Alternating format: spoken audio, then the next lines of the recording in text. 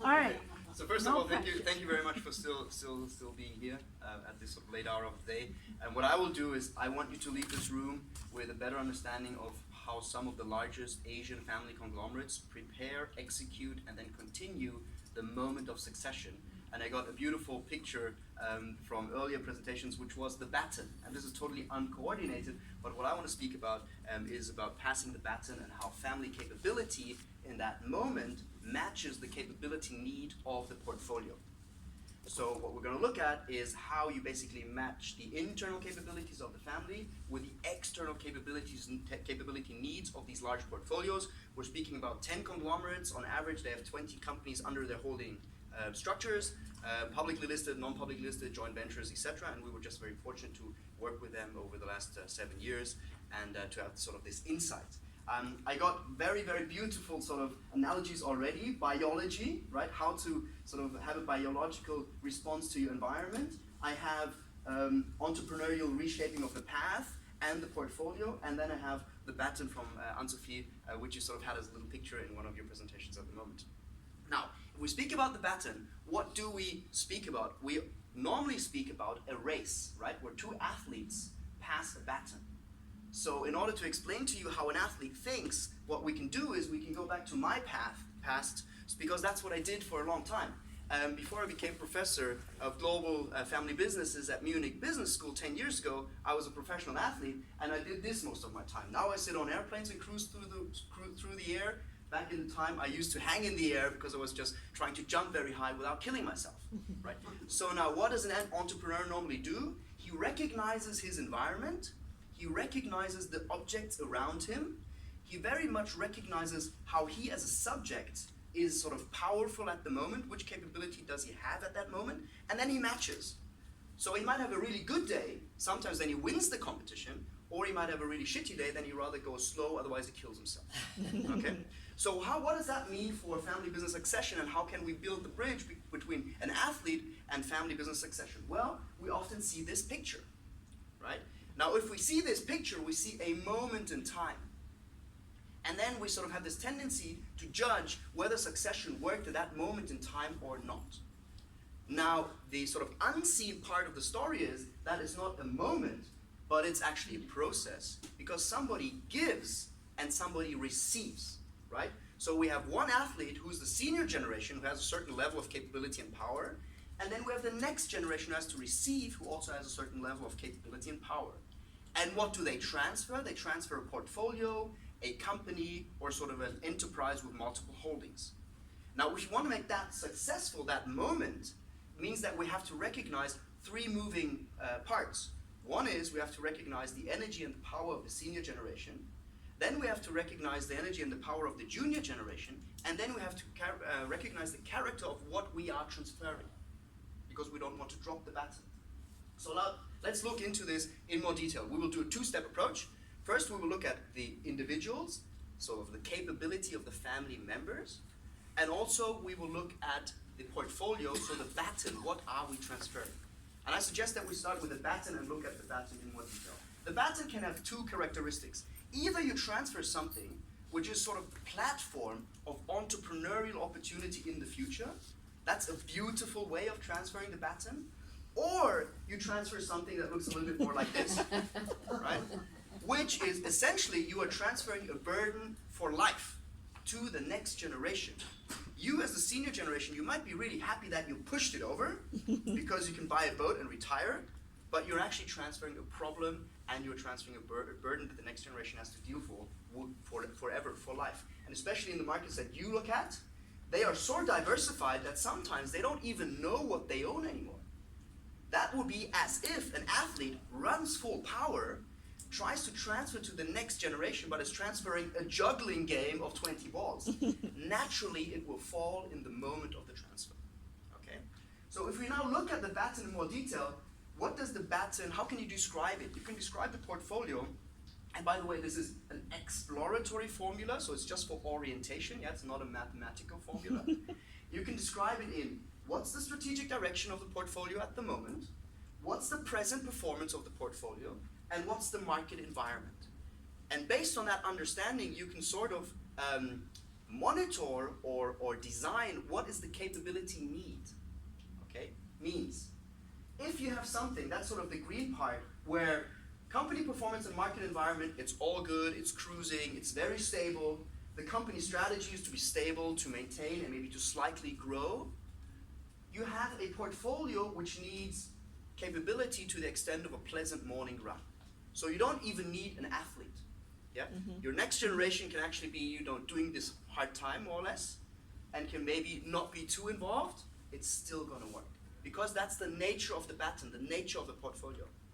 Now, if you go to another zone where we might have a little bit more of a competitive market environment, the strategy might be to grow moderately or aggressively.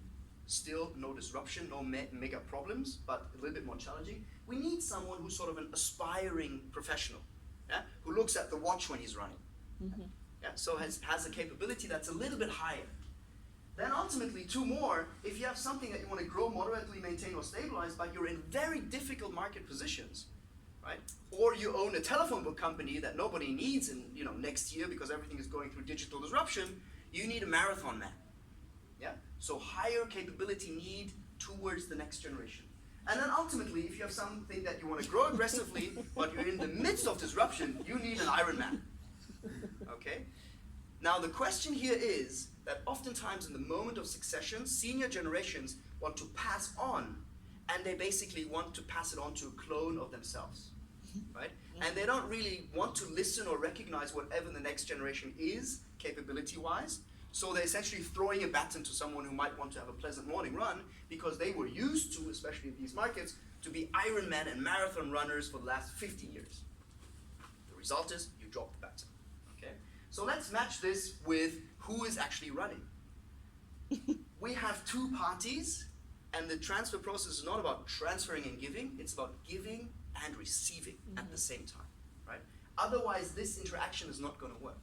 So who do we have? We can match this again, sort of a capability formula. We have knowledge and experience, obviously very high in the senior generation. We have motivation and attitude. We have personal energy, and by that we mean physical but also mental energy, right? And we have resilience, right? Of the senior generation and the next generation. And this has to match with the need of the portfolio in the moment of the transfer, yeah? And important here is it's a factor, so it's knowledge times motivation, times personal energy, times resilience. So it can be very, very knowledgeable. If you're burnt out, your capability is zero. Yeah? You can be very, very motivated, right? If you have a psychological issue, yeah, you're also zero with regards to capability, at least in that moment. So you can work on the different building blocks. And what does this give you? It gives you 4 different types of successes. So the pleasant morning runner, who sort of has a capability level of 30 to 40, the aspiring professional, looking at his watch, wants to get better over time, has a little bit higher talent profile, the marathon runner, and the Ironman. Okay? Is this clear so far? Yeah? So what do we do now? Now we match who we have with the baton. Okay? Means, what you don't want to do is you don't want to drop it in the moment of the transfer. You want to have the same level of senior generation capability, same level of junior generation capability, and a portfolio or an enterprise or a company that you can actually transfer. It's not a juggling game, it has to be a baton, well structured, modularized, clear, understandable, etc.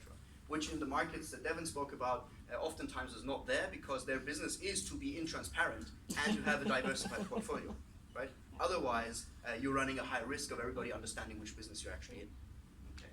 So let's look at this. What do? We have a senior who's on top of his race with a certain level of capability on the left-hand side, and then we have a timeline of succession. So the senior gets older over time, nothing bad about it, we know it from biology, right? Energy goes down, knowledge and experience goes down, specifically for digital disruption, for example, right? Motivation, attitude goes down over time, resilience goes down, energy goes down. And we have sort of an upcoming junior generation. Now ideally, in the moment they meet, they can transfer a portfolio that is easy to transfer. If the senior generation is ready to prepare that moment, what they will do is they will de-risk their portfolio, they will clean it up, they will structure it, and they will make it easy to transfer. If they don't do it, what you're doing is basically you're making it much more difficult to transfer and not drop the baton.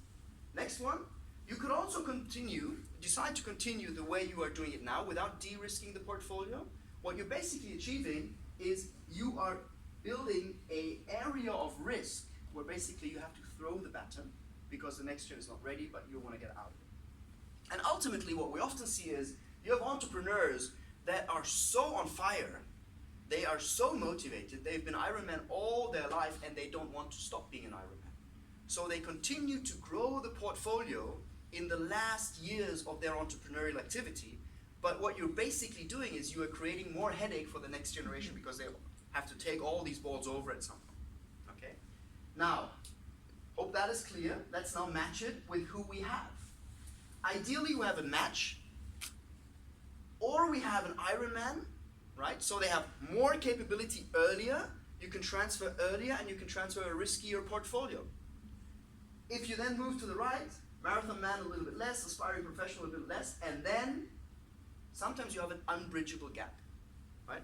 Either because it's low physical energy, low psychological energy, low resilience, or just no motivation and they want to be, you know, an Instagram star is a great career these days. Yeah? You can make more money than running a large portfolio. So why should I bother?